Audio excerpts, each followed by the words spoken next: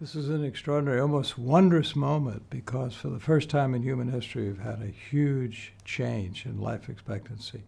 And with that, of course, population aging around the world, in the developing as well as in the developed world. And the boomers are important not just because of what they've done in the past, but what's going to happen to them in the near-term future. They're getting old. You know, biology is in this golden age, I think, right now.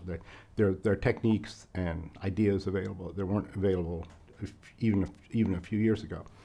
So there's an opportunity to move into this very difficult field of how to deal with aging people. There's no question there are things out there that that have a respectable chance of making a difference to aging in the much nearer term than the sorts of time frames that LifeStar has been contemplating.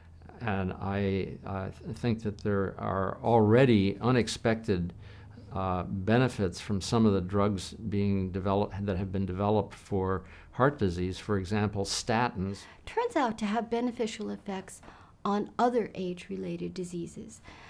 And this has set up the hope that we can have even better drugs. And again, there were just very recent publications suggesting that there's a particular chemical that even when administered to mice that have an age comparable to a 60-year-old man or woman, particularly a woman as a matter of fact, you get a substantial increase in lifespan and you delay a variety of diseases. We're not going to get more than the odd year or two of additional postponement of aging of people who are already doing pretty well by any of the means that are already around or almost already around. And therefore we need to take a much more, if you like, divide and conquer approach, the approach that regenerative medicine essentially dictates. If we were able to replace the dopamine-bearing cells in the brain, what it would do for Parkinsonism.